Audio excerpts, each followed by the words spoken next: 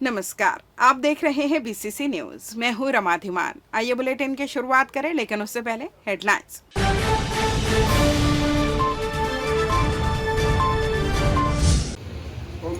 Ayushman card बनाने चला महाअभियान, राशन दुकानों में लगा शिविर।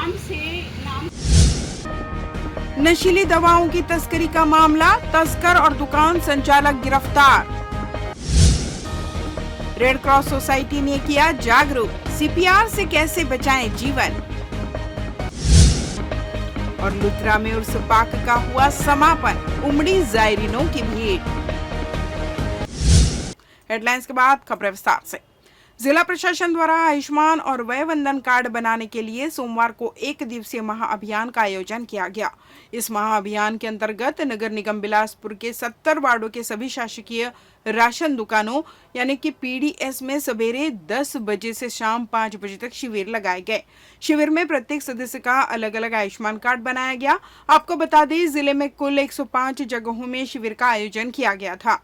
शिविर को लेकर पूर्व में ही स्वास्थ्य विभाग की टीम ने आम जनता को शिविर में अपने साथ आधार कार्ड, राशन कार्ड और आधार से लिंक मोबाइल नंबर लाने कहा, जिसका परिपालन कर अधिकांश लोगों ने अपना अपना आयुष्मान और वय वंदन कार्ड बनवाया। शिविर के सफल संचालन के लिए बिलासपुर सीएमएचओ डॉक्टर शुभा गरेवाल ने अलग अलग राशन दुकानों में पहुंचे शिविर का जायजा लेकर उचित निर्देश दिए।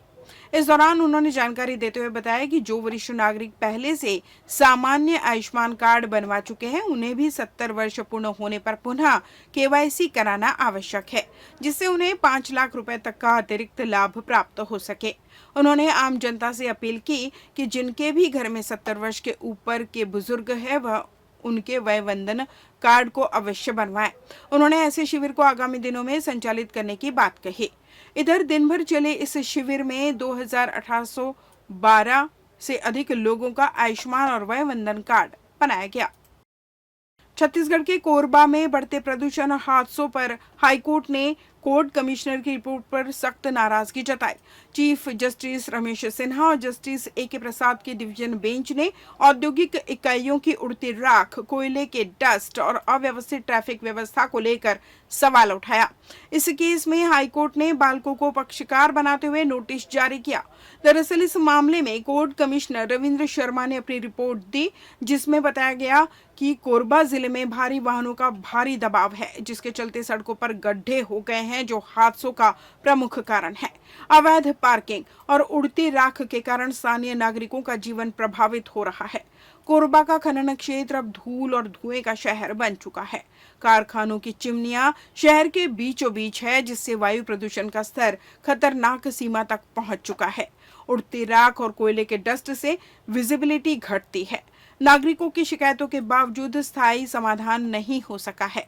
हाईकोर्ट ने कोरबा में बेतरतीब कोयला परिवहन, फ्लाई ऐश प्रबंधन और प्रदूषण नियंत्रण को लेकर स्वतः संज्ञान में लेते हुए जनहित याचिका के रूप में सुनवाई शुरू की, जिसमें प्रदूषण से फैल रही बीमारियां, लोगों की समस्याएं और यातायात व्यवस्था को लेकर सवाल उठाए गए।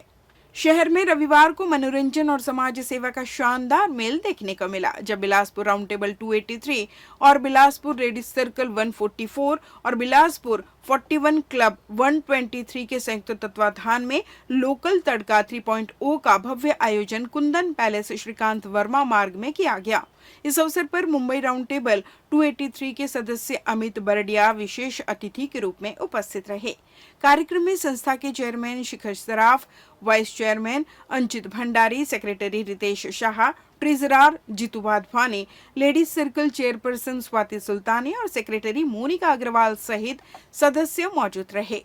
चेयरमैन शिखर सराफ ने बताया कि लोकल तड़का 3.0 से प्राप्त फंड का उपयोग सिरगिट स्थित सरकारी स्कूल में 4 नए क्लासरूम के निर्माण में किया जाएगा।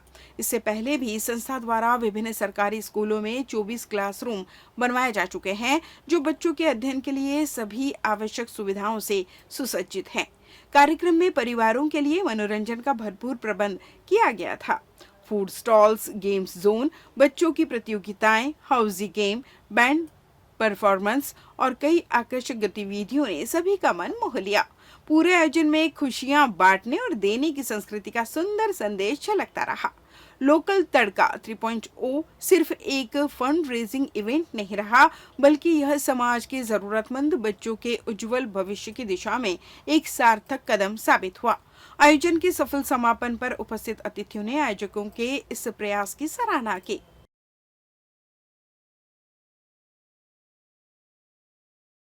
मेरा नाम शिखर सराफ है। मैं चेयरमैन राउंड टेबल बिलासपुर 283 से हूँ। राउंड टेबल इंडिया 67 ईयर पुरानी है, जो पूरे ऑल ओवर वर्ल्ड में है। इसमें इंडिया में हमारे 127 शहरों में है और टोटल जिसमें 350 से ज़्यादा टेबल हैं।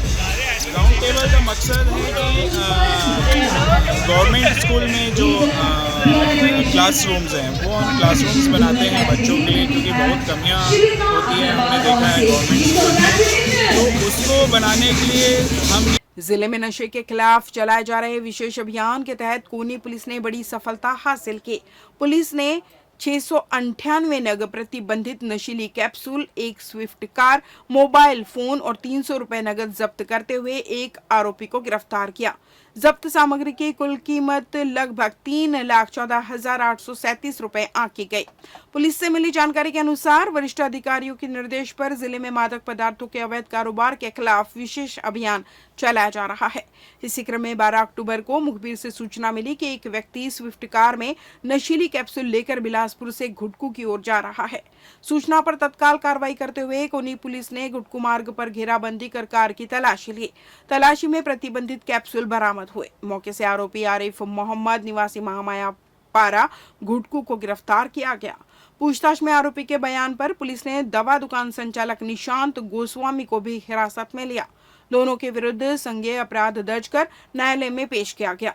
पुलिस अब इस नेटवर्क से जुड़े अन्य तस्करों की तलाश में जुटी हुई है। हाल ही में आयोजित एसपी कलेक्टर कॉन्फ्रेंस में मुख्यमंत्री ने मादक पदार्थ तस्करी पर मिशन मोड में कार्रवाई के निर्देश दिए थे, जिसके तहत कोनी पुलिस की यह कार्रवाई एक महत्वपूर्ण उपलब्धि मानी जा रही है। छत्तीसगढ़ के चर्चित नान घोटाले से जुड़ी जनहित याचिकाओं के साथ ही अपील को हाई कोर्ट ने निरस्कृत और खारिज कर दिया। वहीं सीबीआई जांच की मांग को भी ठुकरा दिया। डिवीजन बेंच ने स्पष्ट कहा है, मामला अब ट्रायल के अंतिम चरण में है। ऐसे में जांच एजेंसी बदलने का कोई औचित्य नहीं है। हाईकोर्ट ने जिन लोगों पर एसीबी ने चालान नहीं किया है, उनके खिलाफ ट्रायल कोर्ट में आवेदन लगाने की छूट दी। चीफ जस्टिस रमेश सिन्हा और जस्टिस पार्थ प्रतिम साहू की डिवीजन बेंच में नान घोटाले से जुड़ी 8 याचिकाओं पर एक साथ सुनवाई की। इनमें से कई याचिकाएं सुप्रीम कोर्ट में विचाराधीन होने के कारण सालों से लंबित थे।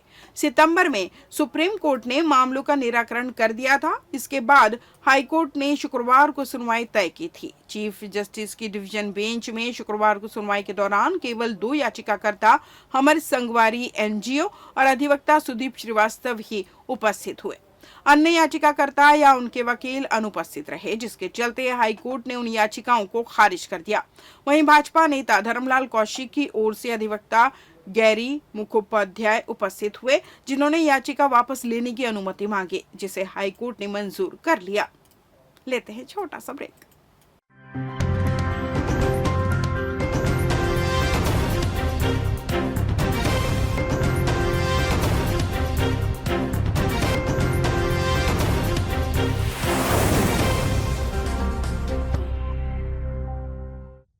ब्रेक के बाद आपका स्वागत है। बढ़ते हैं अगली खबर की ओर। इन दिनों भारतीय रेड क्रॉस सोसाइटी जिला शाखा बिलासपुर के द्वारा जिले में सीपीआर जागरूकता सप्ताह का आयोजन किया जा रहा है।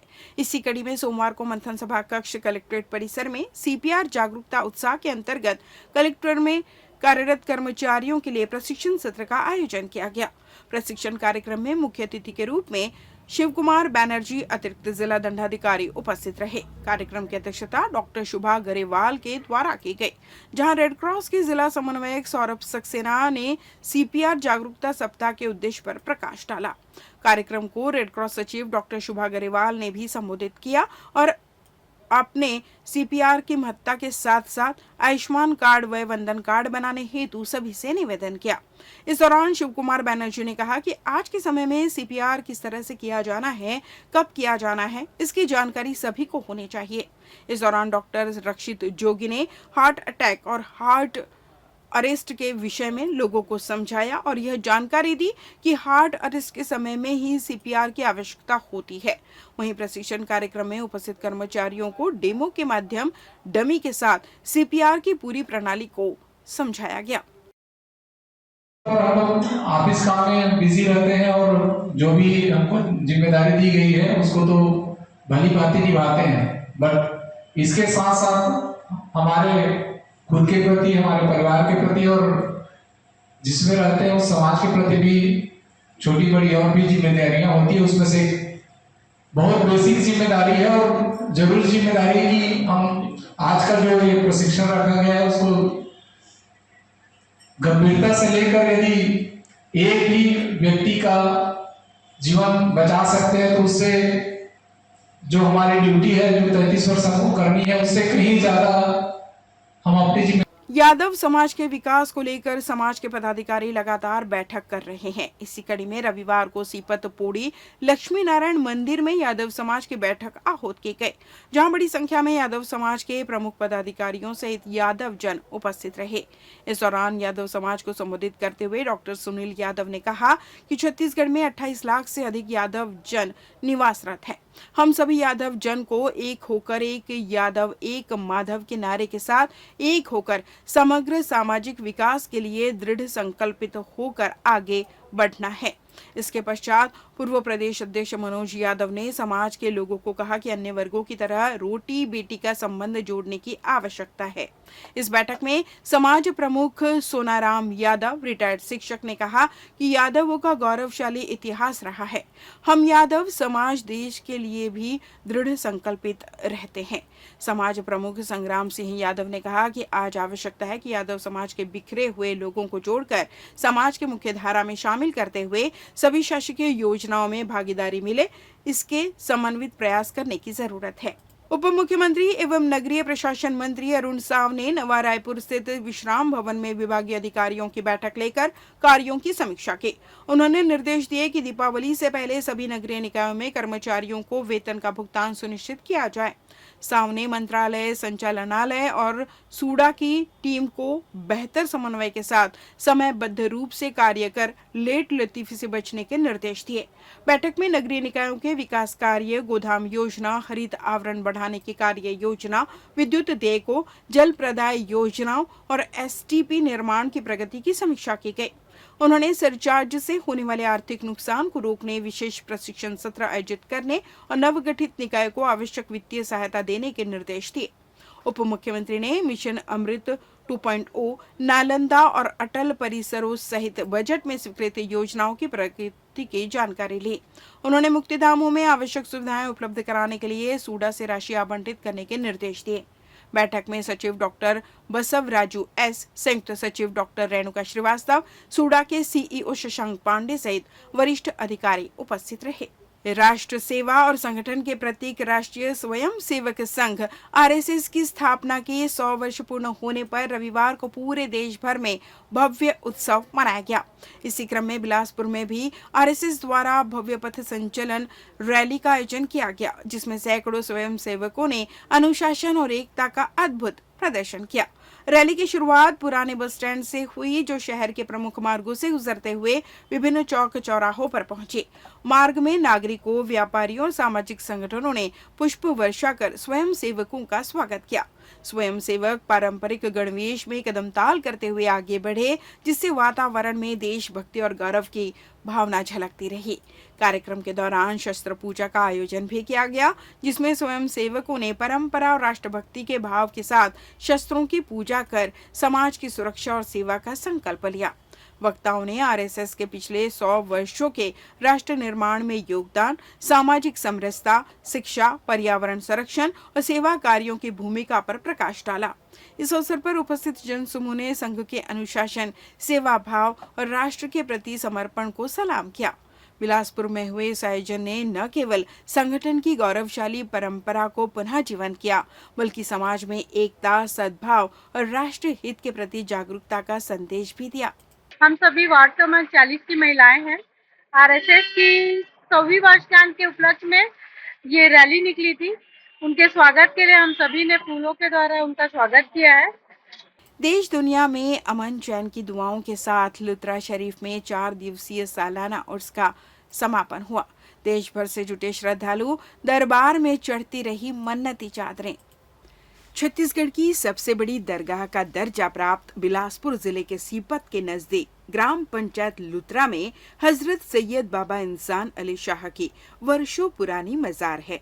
इस धार्मिक और पर्यटन स्थल में इस वर्ष भी बड़े ही धूमधाम के साथ सालाना उर्स मनाया गया।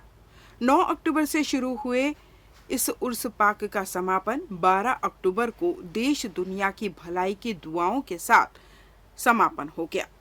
पहले दिन परचम कुशाई के साथ उर्स का आगाज किया गया। इसके बाद संदल चादर निकाली गई और शाम को ऑल इंडिया नातिया मुशायरा का आयोजन किया गया। इसी तरह दूसरे दिन देश के मशहूर प्रवचनकर्ता मुंबई निवासी सैयद अमीनुल कादरी की तकरीर हुई, जिसमें उन्होंने सर्व समाज से बच्चों की शिक्षा पर जोर देने का आग्रह किया। उन्होंने कहा कि अगर अपने बच्चों की अच्छी पढ़ाई कराएंगे, गरीब बच्चों को गोद लेकर उनकी पढ़ाई पूरी करेंगे, तो समाज में इससे बड़ा कोई और काम नहीं हो सकता। उन्होंने यह भी कहा कि उन्हें दरगाहों में चादरें या फूल चढ़ाने से कोई दिक्कत नहीं है, मगर फूल चादर से ज्यादा प्राथमिकता बच्चों की अच्छी तालीम देने की है। उन्होंने ईमानदारी की कमाई, झूठ बोलने से बचने, हक हलाल की कमाई की विशेष रूप से जानकारी दी। एम्बियंस VO2 कार्यक्रम की तीसरे दिन देश की मशहूर कव्वाल मुंबई निवासी मुस्तबा अजीज नाजा और राजस्थान के दिलशाद इरशाद साबरी ग्रुप ने सूफी कलाम पेश कर लोगों का दिल जीत लिया। पूरी रात चली कव्वाली में हर पल श्रद्धालु और दर्शक झूमते रहे।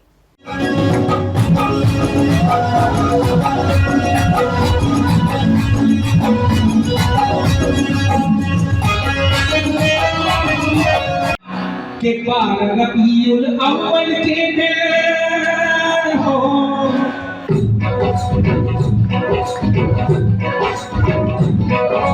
पार रबीउल अव्वल के दिन रहमत बनकर छाए, पार रबीउल अव्वल के दिन रहमत बनकर तेरी जोत में बनी है मेरे रब्बे, तू मुझे खुदा बुलाओ।